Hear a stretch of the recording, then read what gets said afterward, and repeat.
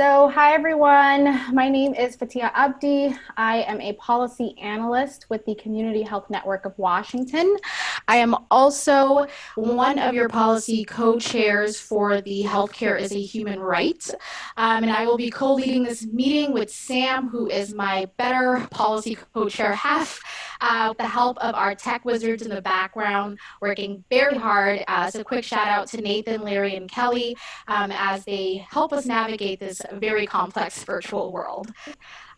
Before we do get started, I do want to take a moment to acknowledge the land that we are on. We are on the traditional land of the first people of Seattle and King County, the Duwamish people past and present, and we honor with gratitude the land itself and the Duwamish tribe.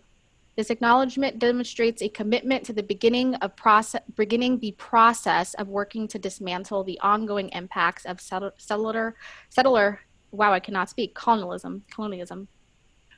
For those not familiar with Healthcare is a Human Right, we are a grassroots community labor campaign dedicated to secure the fundamental right to healthcare for all individuals in Washington state and our nation.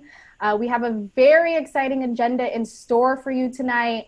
We're going to explore the connection between racism and health. We will also hear from some wonderful speakers, Rachel and Aretha, which we are thankful that they are joining us, and they're going to share with us just how they're playing a role to address the ongoing crisis, racism. We also have some time in there to do some breakout rooms, just so you can have some thoughtful conversations and dialogue with a smaller group and really take the time to dive into this topic. And then that will be followed by a Q&A. Next slide.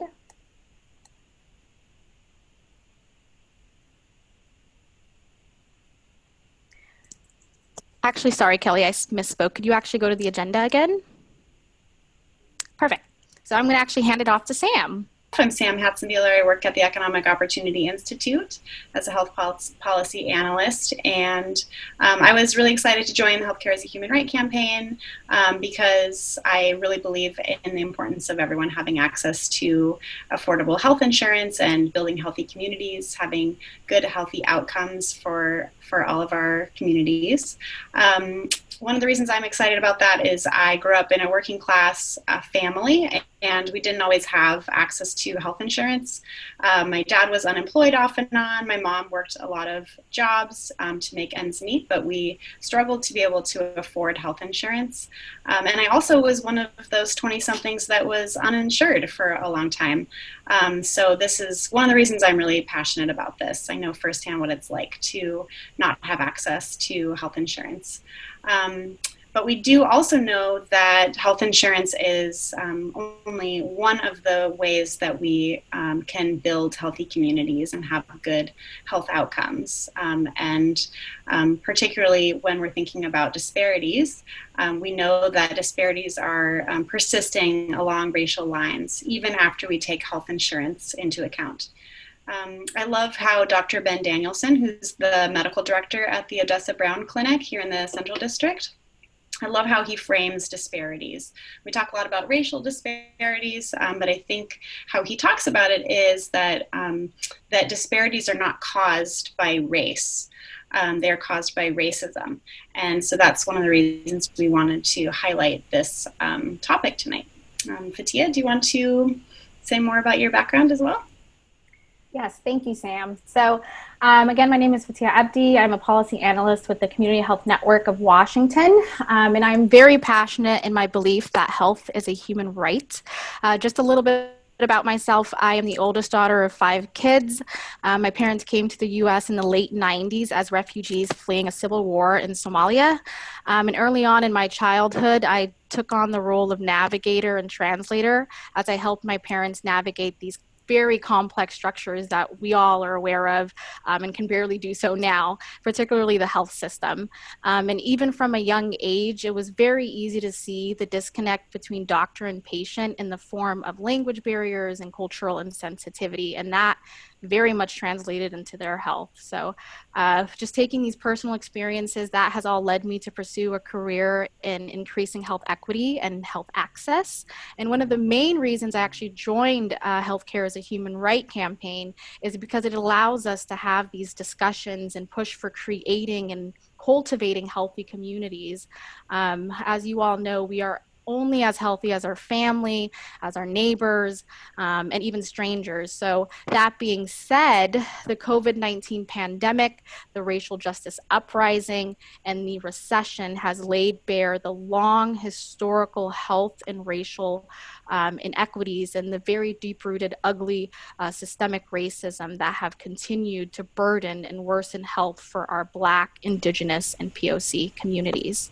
All right. Well, Kelly's putting that up. She's going to put a picture up in a moment of beautiful site, an amazing protest that happened here in Seattle in June, and over 10,000 healthcare workers joined. Maybe some of you were there. The protest was really aiming at highlighting racism and police brutality as public health crises. One of the organizers, Edwin Lindo, who is a UW lecturer in the School of Medicine and also is one of the main organizers of the event, said that we as health professionals don't want people to survive COVID-19, only to get murdered by the police. So as healthcare is a human right, we really wanted to focus on racism as our theme tonight because we know it's an enormous barrier for achieving healthy communities and building a healthy society. Racism is a public health crisis of enormous proportions at every level and every sector of our society. We know that Black, Indigenous, and people of color are facing barriers achieving good health, economic security, educational attainment, and building wealth. Every level you can think of, Black and Brown communities are struggling with barriers that white communities are not facing.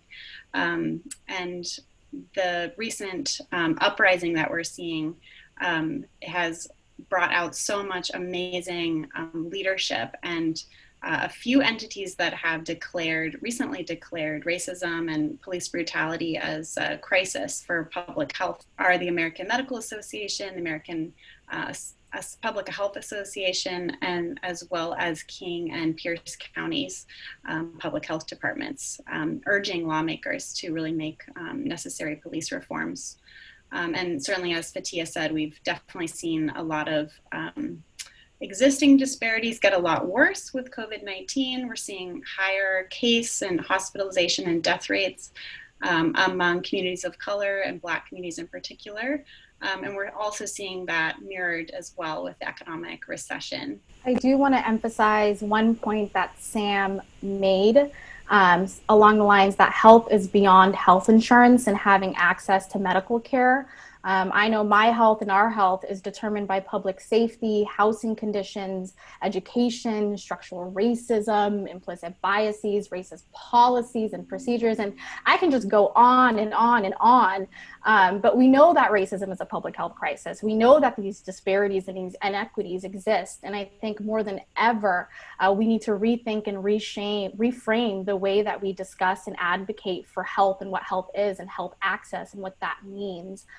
So healthcare is a human right, has an opportunity to show up as an ally beyond an ally and use our collective power to really advocate for things that we haven't traditionally advocated for and really get behind communities that are pushing these efforts. So I do want to zero in on one movement that I think a lot of you are very much familiar with that has gained much support across the nation and the world, the Black Lives Matter movement. And as you may know, this movement began with the purpose of addressing racially motivated violence against Black people. But beyond that, it is a movement that calls for systemic change in healthcare, education, housing, incarceration that have disproportionately impacted Black and Indigenous people. So as part of our learning tonight, we wanted to share this excellent video from one of the founders of the Black Lives Matter movement. Her name is Patrisse Cullors. She speaks really beautifully about defunding the police and the importance of reinvesting in communities. So we're going to go ahead and share that video. I don't have any more faith in charges and convictions.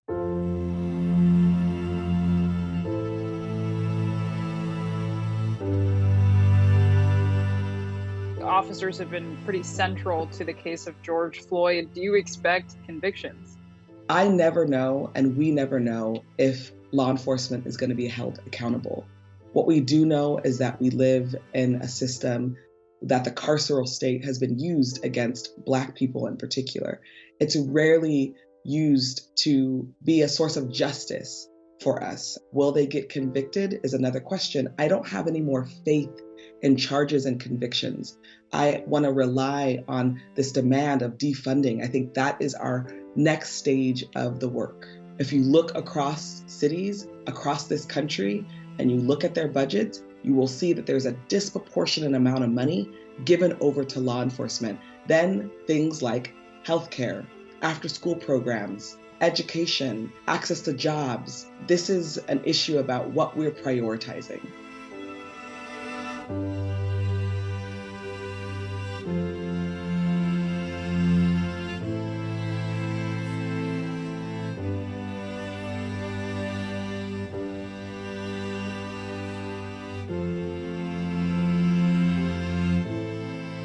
The unfortunate reality with police departments, sheriff's departments, correctional officers, is that they are trained to use force first. No amount of training can untrain the culture of law enforcement, which is a culture of violence. When we put all of our dollars towards law enforcement, making them be the first responders to mental health crisis, the first responders to issues of domestic violence, the first responders to issues of homelessness, we're creating a public health crisis because the more contact with police, the more harm. Instead, we can put those dollars towards social workers responding to mental health crisis, to doctors responding to drug and alcohol crisis, to caseworkers responding to homelessness. We can do so much more with our dollars. We can end homelessness. We can end gentrification. We can give everybody a good quality of life if we discontinue our obsession with giving the police everything and believing that they are the pathway towards public safety. Do you have hope in the present moment for reforms for police or for the public as a whole? I always have hope for our communities. It's why I do the work that we do. I believe that the only way that we win is when we organize.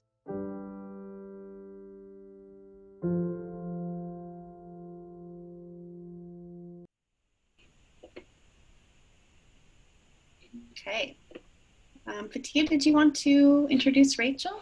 Yes, apologies for that, y'all. I think we were having some technical difficulties. I've sent the video via chat, and I think it's a very good video that breaks down defund the police. So please check that out if you do have time, and how the police budget is interconnected to health and health systems. So if you do have time, please do check that out on your own time. But moving on, I do want to tie the efforts made by Patrisse and Black Lives Matter at the national level. SEIU 1199 is working with our actual local chapter in Washington to help address police brutality. Rachel, are you on the line? Yes, I am. There you are. The floor is all yours. Thanks, Fathiya. So as mentioned, I am with SEIU Healthcare 1199 Northwest, and we are, for folks who don't know, we are a healthcare workers union. So we represent approximately 32,000 members in Washington and recently in the state of Montana, which is exciting for me because I'm from Montana, so very cool. But as Tia mentioned, we have as an organization been on a pathway for a while, and we are currently working with Black Lives Matter Seattle King County. But for a little backgrounding, I was thinking earlier today about our organization has come a long way, I would say, in starting in about 2014, really working on equity and inclusion, not just with our staff, but with our membership, and that quickly transforming into a conversation on racial justice and the need to address racial justice and actually focus on being an anti-racist organization. And we have a long ways to go on that. And we need to continue to do that work. And only through focusing on racial justice and our own role as both like healthcare workers, as well as individuals who are supporting healthcare workers in a labor union, we have to look at the long history of racism in healthcare. And we have to be open to those conversations about how our own approach as a union has the ability to reinforce racism. So we really do need to evaluate ourselves and evaluate our decision-making through that lens.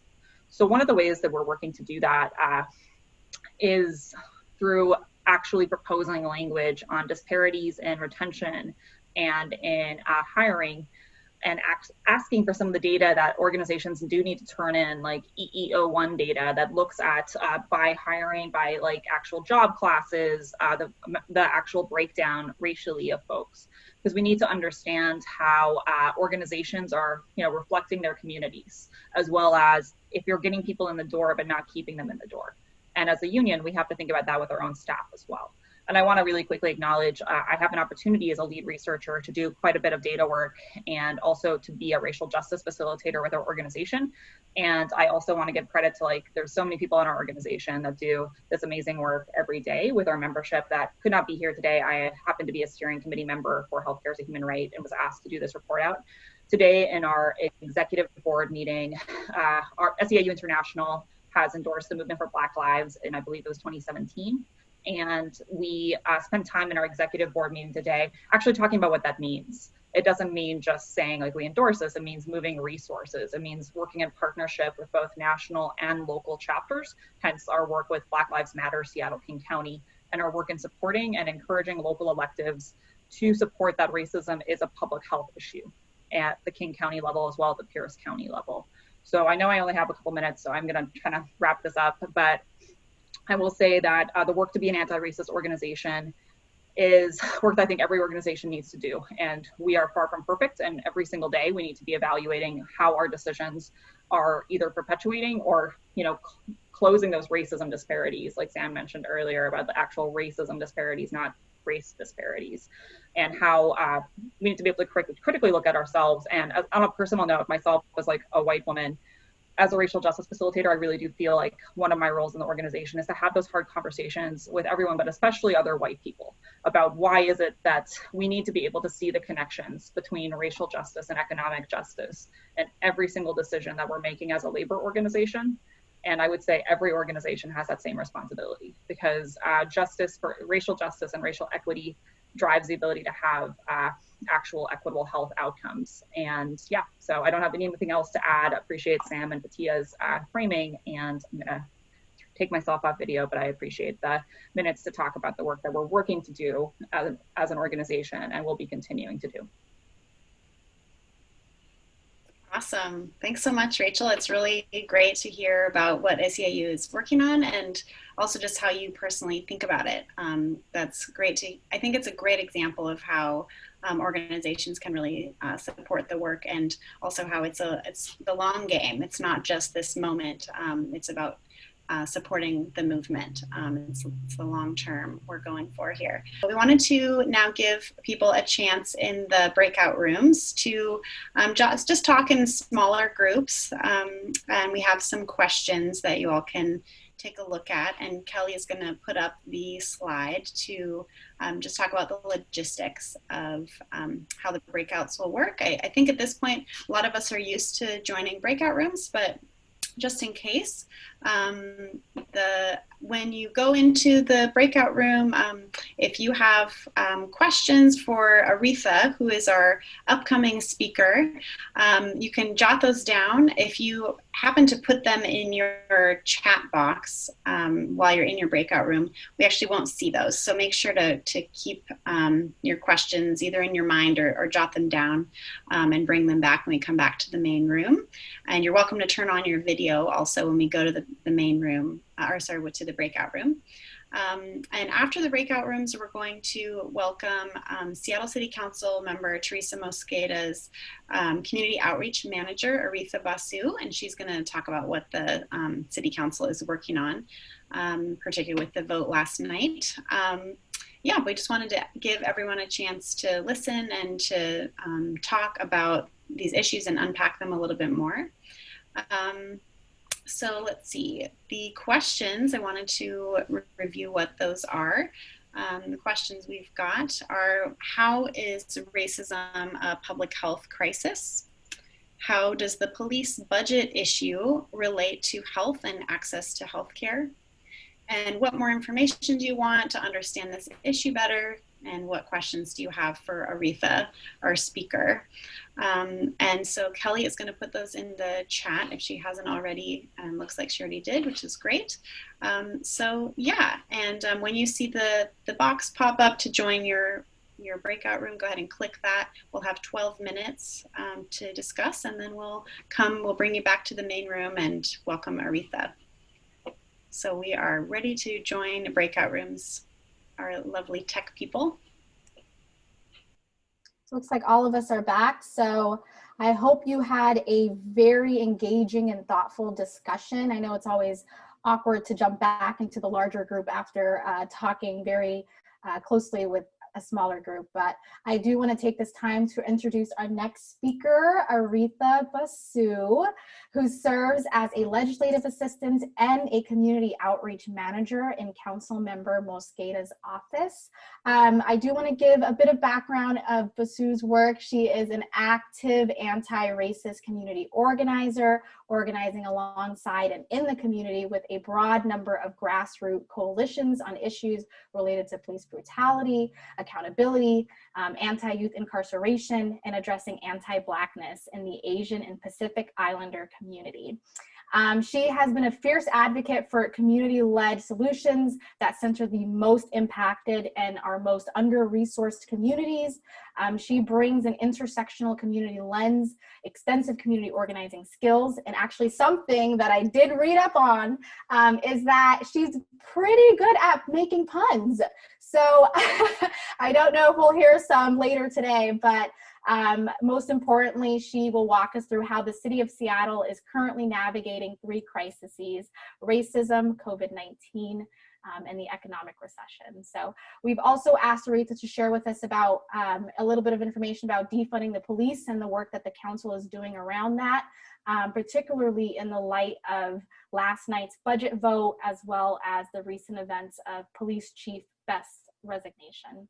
So just to let folks know before I give Aretha the floor, there is a Q&A opportunity that will follow. So please feel free to fill the chat with any questions that you may have, and we'll get to those.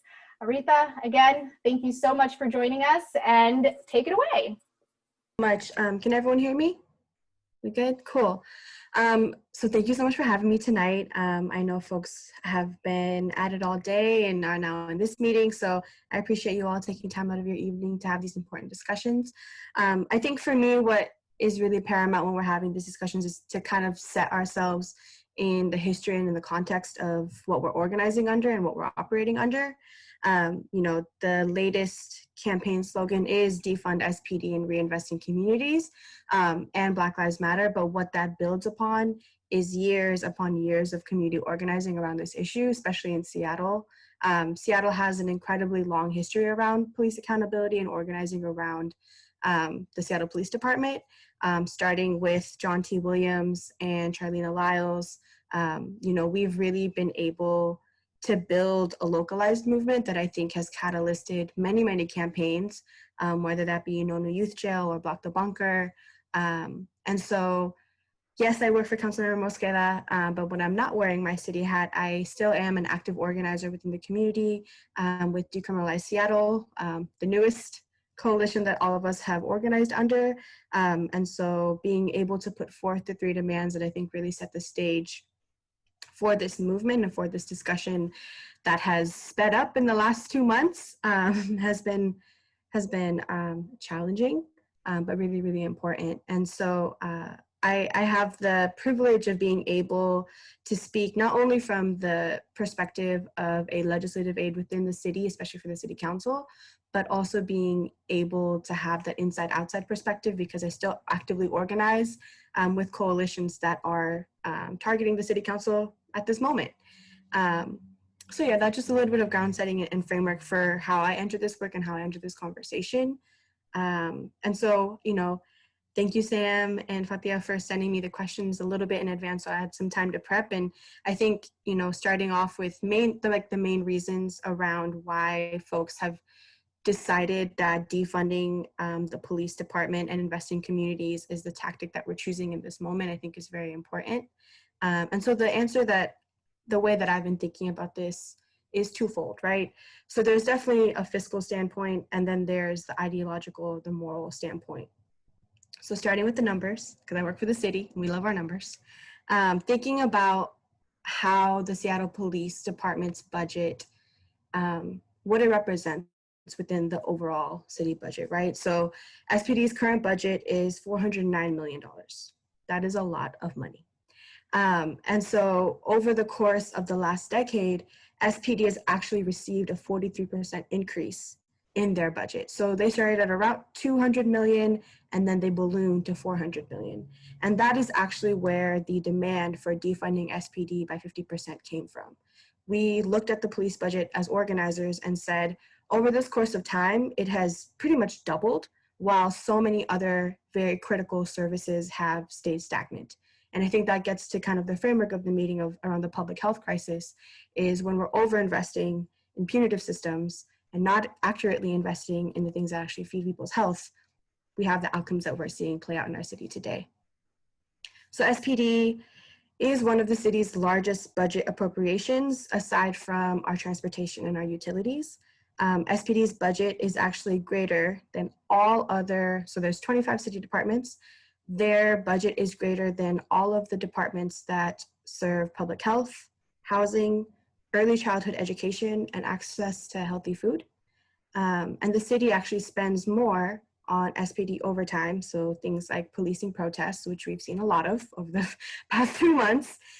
They spend more on that than they do on the Office of Economic Development, the Department of Neighborhoods, which does a lot of community connecting and helps folks, you know, navigate the city, the Office of Civil Rights, and other city departments.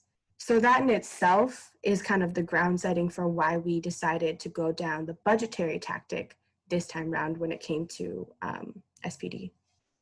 And I think taking a step back and figuring out, you know, why SPD and why the police department. I mean, obviously we're in the middle of the Black Lives Matter uprising. I think that is a very important base and platform for why we're doing this work. And, you know, to be very honest with everyone, we've tried reforms. We've tried a lot of reforms. You know, the city had a huge rollout of the police accountability legislation, I think in 2017. And, you know, while it was very well intentioned, we've still seen the outcomes that we've seen today of Black folks in our city dying at the hands of police. And so what has been called upon is we need to do something more, and we need to do something different. And so one of the ways in which organizers have viewed this moment is that, you know, we can't continue to overinvest in the police budget. What we really need to be doing is taking that money and spending it in ways that actually benefit community, and actually reducing the overall footprint of the police department in our city, right? It's more than just a fiscal note. It's about the overall footprint, the amount of police that are in our communities. And the basic premise is that the police do not keep everyone safe. You know, everyone's sense of safety is different, and that depends on your lived experience, where you grew up, the amount of access you had to education, the amount of access you had to food. You're going to hear me say that a lot because I work for someone who's a public health nerd. And so she has ingrained this in my head. But what actually keeps us safe and what we know is, you know, strong communities, strong ties, strong families, making sure that people have their basic needs met.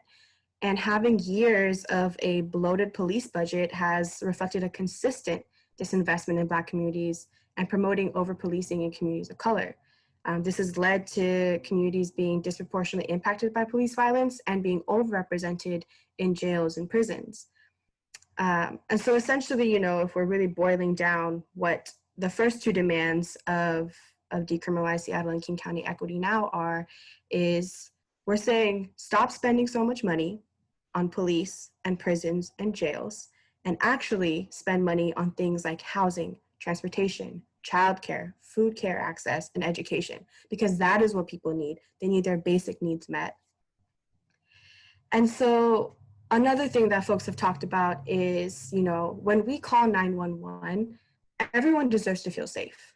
Everyone deserves to have their emergencies met with the proper response. So I think what's really being called into question in this moment is, who is the right person to show up?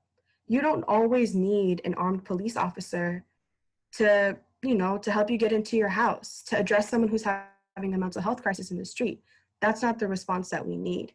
We had the incident of Charlena Lyles, who was actually calling for help and ended up getting her life taken.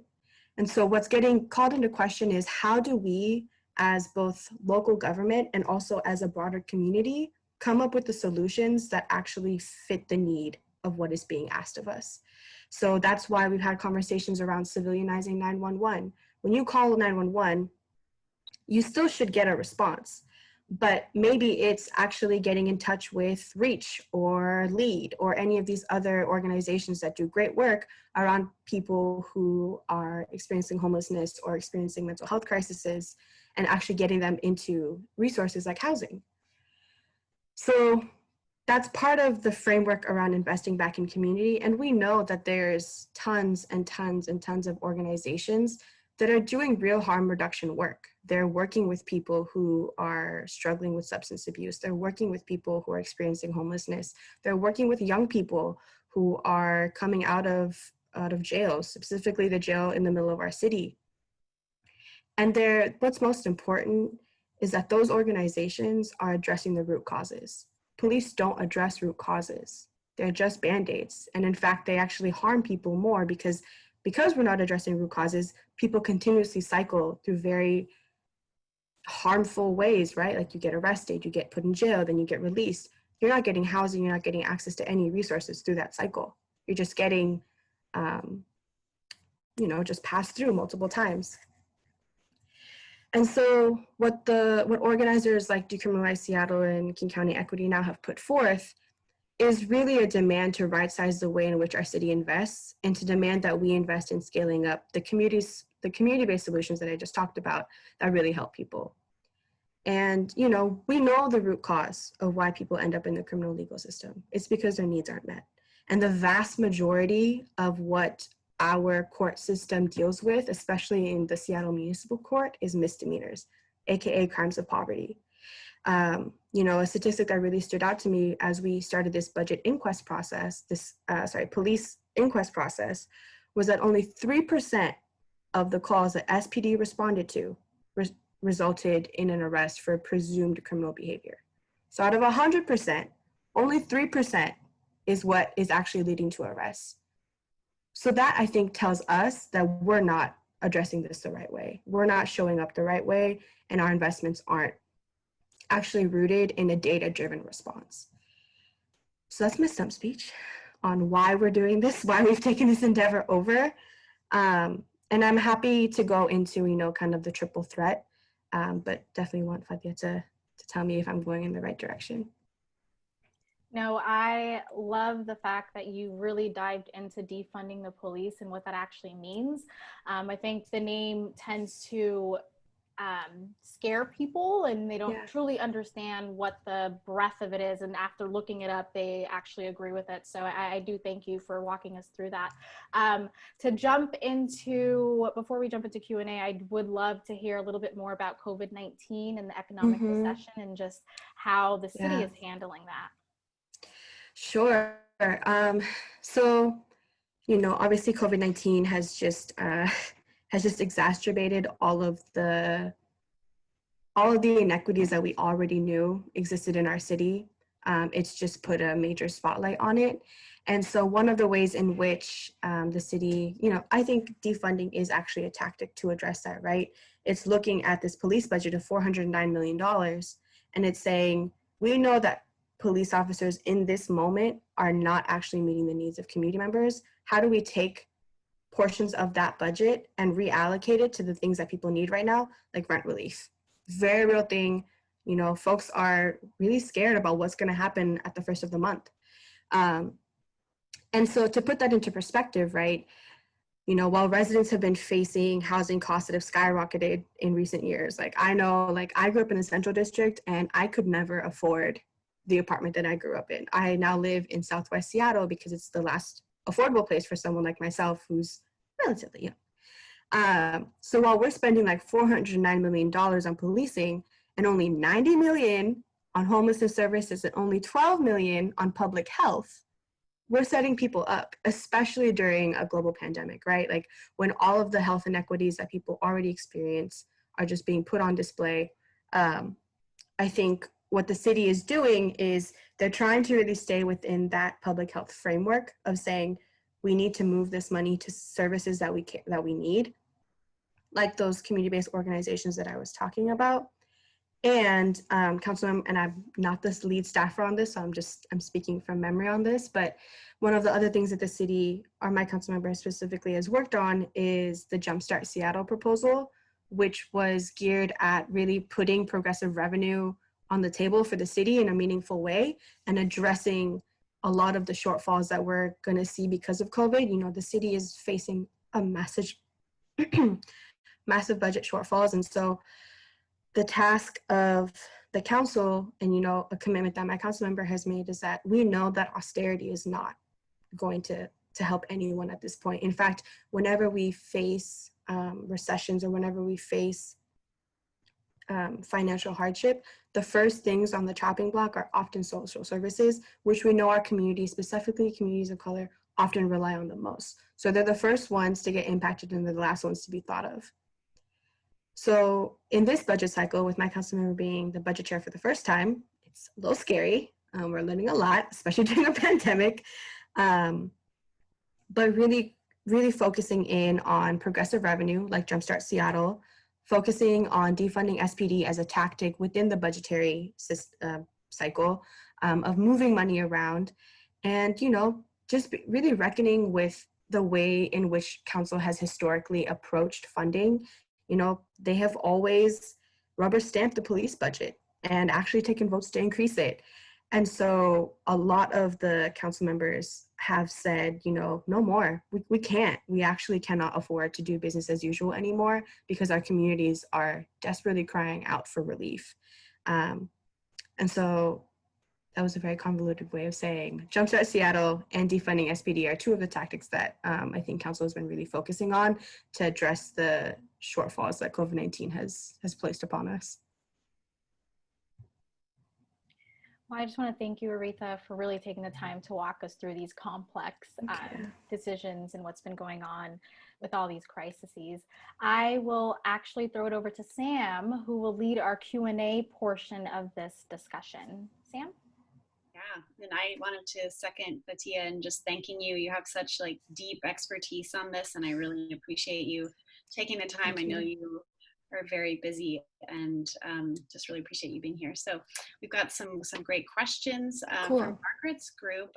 Kind of curious about the details about the redistribution aspect of things. What options are being considered for redistribution that are currently handled by the police, such as navigation teams, 911. So what is under consideration for redistribution, and then what entity is going to oversee that redistribution process? Okay, I might need you to remind me of a couple parts of the question, but I will start with the first part. So I think, I don't know what day it is, I don't know what month it is, I think in July, we had Decriminalize Seattle and King County Equity Now come and present to the budget committee on a 4-point plan on what defunding SPD looks like. And we actually did a community teaching, which I can send folks the link to, which was really helpful in really disaggregating all of the really wonky stuff. But essentially, we're focusing on the first 2 buckets of a 4-point plan.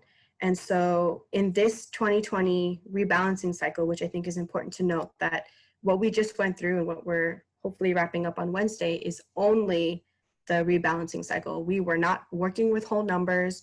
We were working with budgets that have been halfway spent, and it was just meant to mitigate the differences between what we need and what we currently have. So what was important to remember in this budget cycle is since we're working with smaller numbers, the things that we can do are going to be limited. So what we focused on were, one, investing in a community-led research process that will be led and designed by community members, specifically Black and Indigenous communities. And number two is putting a down payment on investing in community-based organizations that do the kind of work that we know is needed. So some of the things that I talked about, like domestic violence prevention, youth violence prevention, substance abuse disorder, addressing those really root causes of, you know, like when we say we're going to be reducing the amount of police in the city, I think that a lot of the fears that people have and that initial visceral reaction is because they've seen, you know, the ailments on the streets of folks living outside. So being able to actually invest in the organizations who are doing the work so that they can scale up to actually take on a larger amount of work, so that, you know, we're not asking our police officers to respond to 100 different things. They're going to be responding to a very specific subset of calls that only require an armed response. So those two initial buckets. So we're doing $3 million for the community-led process. And what that will do is, give me one moment, I'm just pulling up my notes here. And what that will do is it'll run over the course of the summer and the fall, but it will essentially, one, employ community members to actually design and answer the questions of what does it look like for us to live in a world where police are not our first response? Because that question has never been proposed to community in a way that would then be turned into policy making. So this is what council is leading on, is kind of our roadmap to, when we say defunding SPD by 50%, this roadmap is going to serve as our North Star in how we do that and where community really wants us to focus in on in terms of investment and divestment. So that's going to run from this August and run until, I think, early next year. And that will then transition into a participatory budgeting model, which hopefully, you know, there's an incredible organization out of Oakland called Participatory Budgeting Project, and they're going to help community members design this process for how they want to redistribute the money within community. So that's number one. Number two is a little bit more straightforward, and it's something the city has done over the years, right? Like we help fund organizations, but we're making a down payment of $10 million to really allow people to recruit and create work plans and scale up their services, so that when we make the big jump next year, I think, to actually civilianize 911 and reduce SPD's footprint, community-based organizations are going to be ready to respond and take on that workload. So those are kind of the first two things that we're doing in this budget cycle. And then the other two buckets are, well, one of them was civilianizing 911, which I think has been adopted pretty much on a mainstream level, like most folks understand it. And then the other one was housing, which we all know and love. We need more housing, we need affordable housing, we need stable housing for everyone. But you know, housing is expensive to build housing. And so we're going to be trying to prioritize that bucket in the fall process when we're working with the full picture of our city budget. In terms of appropriations, the community coalitions have put forth criteria for what types of organizations they would like to see receive funding. And I'm pulling that up right now. So for the summer-led research process, it's BIPOC leadership, particularly youth leaders or a youth advisory council, experience with people who have firsthand experience with policing or prison systems, experience with Black youth, experience with centering the experience of BIPOC people who are LGBTQ+, experiencing working with BIPOC youth in a culturally responsive way that promotes youth leadership, experience with people who are overrepresented in the juvenile justice system, foster care system, or who are experiencing homelessness, and folks with disabilities. And so this is kind of since it's city money, we can't actually just directly grant organizations because that is a gift of public funds. So community said, okay, here's a criteria for the types of organizations that we feel like would be best suited to do this type of work.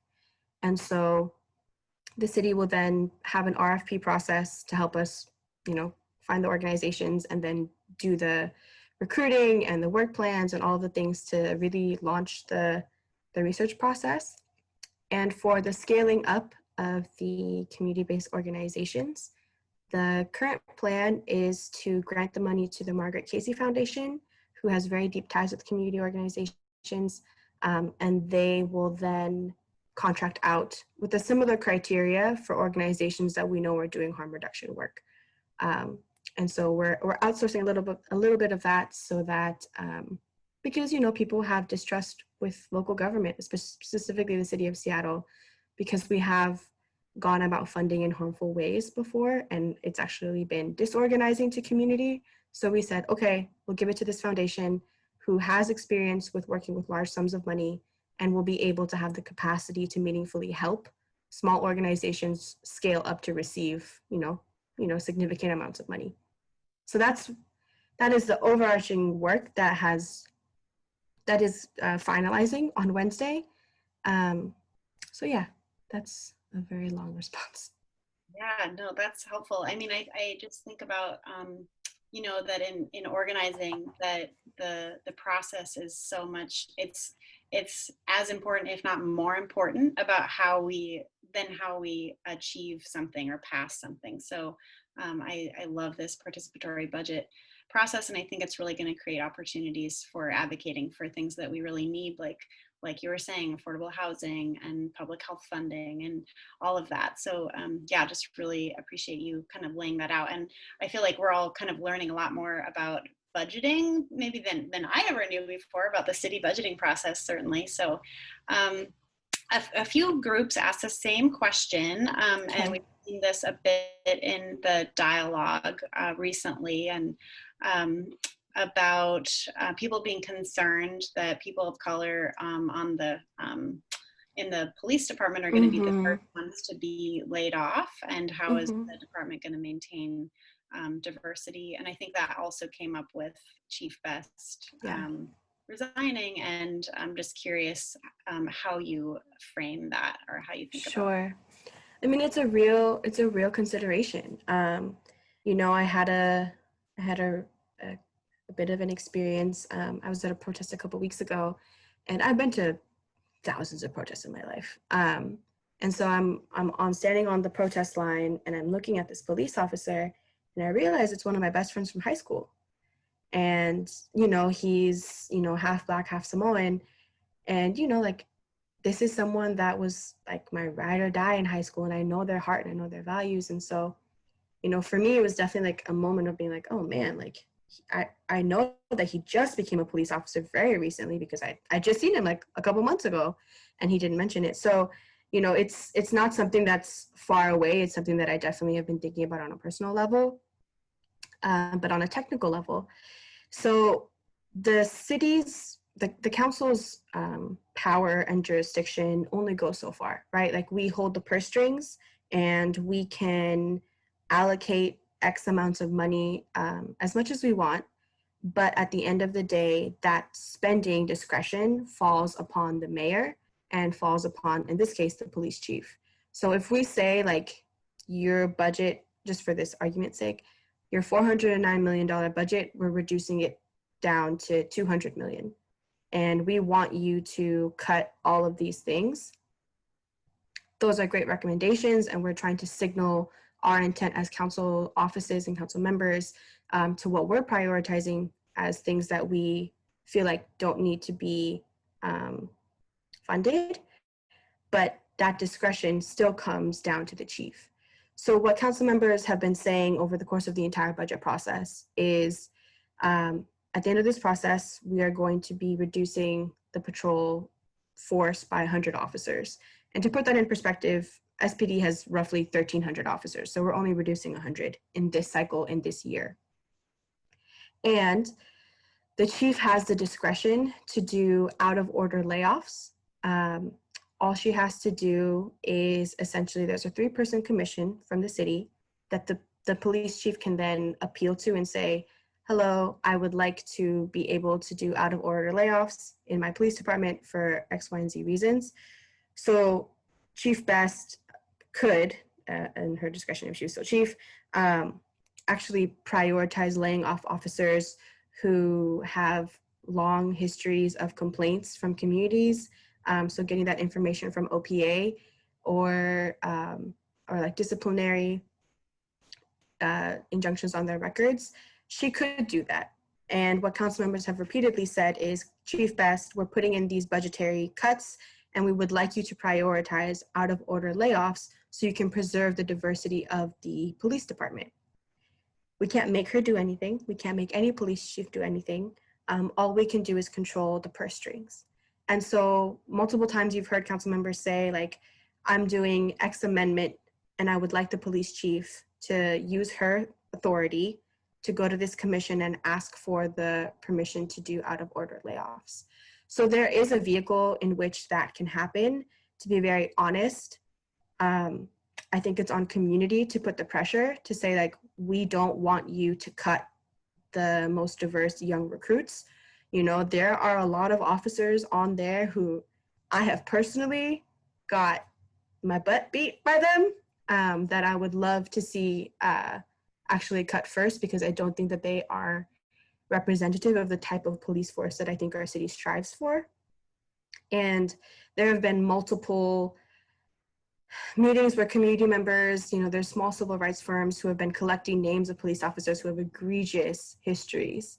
And so I think that we can all agree that we want, you know, a diverse force, and that we should encourage our chief to use the power that they have to make that happen. Awesome. Yeah, I think we are running out of time for Q&A, but Yeah. Just a couple things really quickly. If you could just highlight what healthcare as a human right could do to support these efforts. Love to hear just your Sure. You know, if I'm being honest, I think kind of taking off my city hat and putting my organizer hat on, I think that what we're going to see in the coming months as we ramp up to the fall process is a very visceral and upward battle to keeping the momentum around this. I think Black Lives Matter has been accepted by a lot of folks, but putting that into practice is going to be questioned, right? People's racial analysis is going to be questioned, and how deep that goes. It's going to get ugly, if I'm just being blunt. It's going to get ugly. And I think that we're going to see a lot of villainizing of organizers. We're going to see a lot of villainizing of council members. And so what folks need is for us to keep the pressure and for us to keep our focus and not be dissuaded by political rhetoric that, you know, if you look at it at face value, you're like, huh, but the second you look a little bit closer, you're like, actually, this doesn't stick.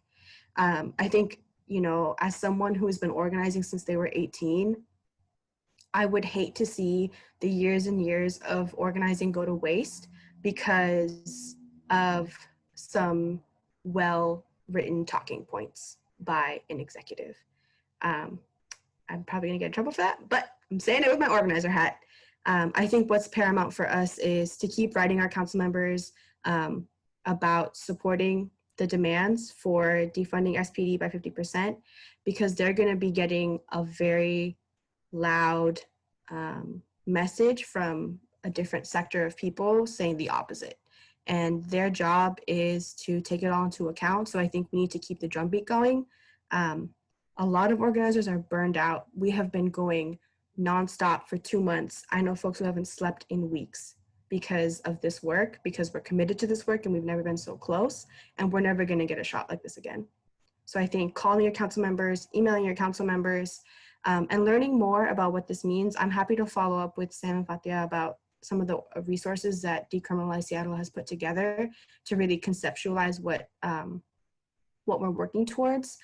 But yeah, that's my ask of everyone, is to keep the drumbeat going and to keep the pressure on.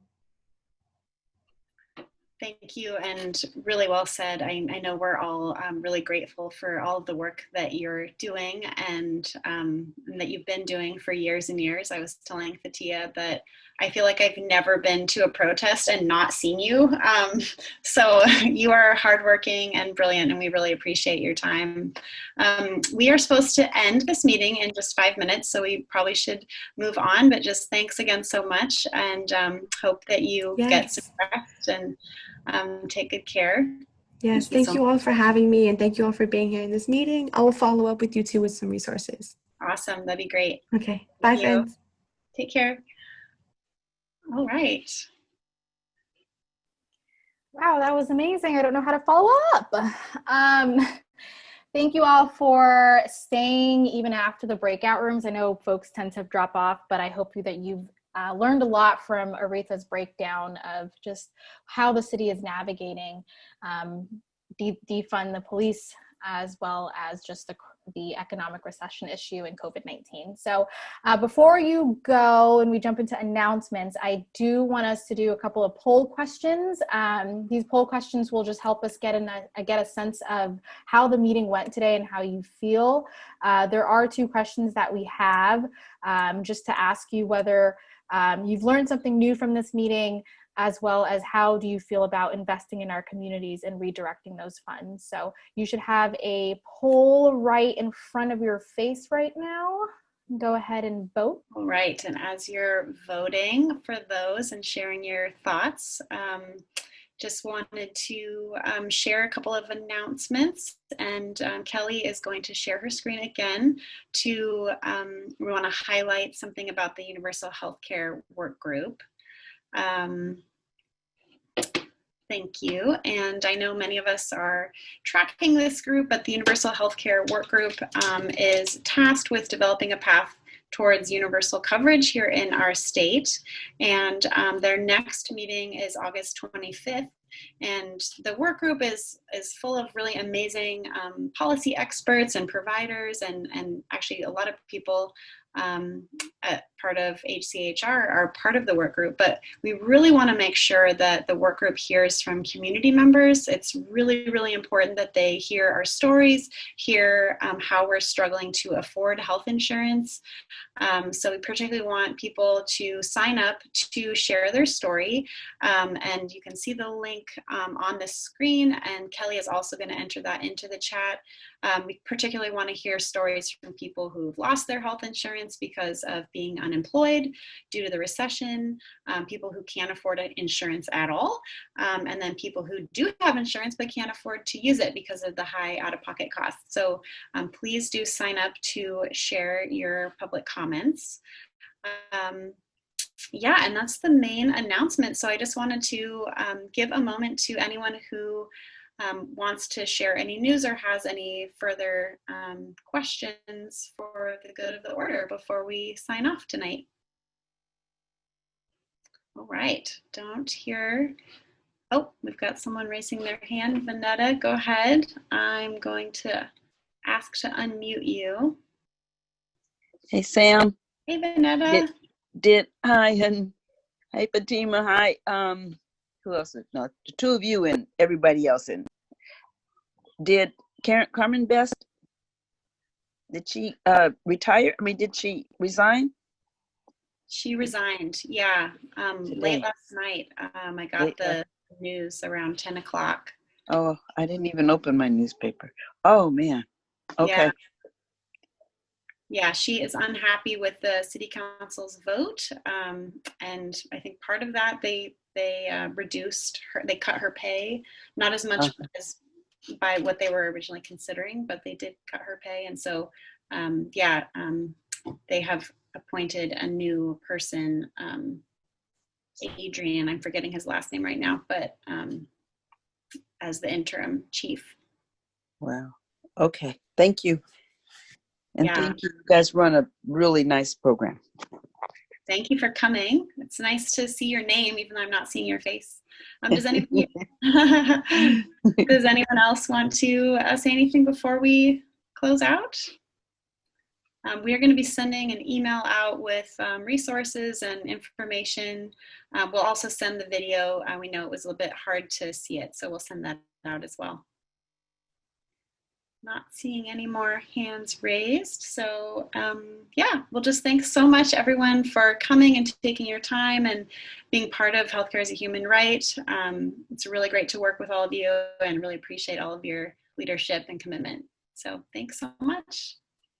Thank you, Fathiya, and thank you to the awesome tech people, Nathan and Larry and Kelly and everyone who helped plan this. So really appreciate everybody. Have a great night.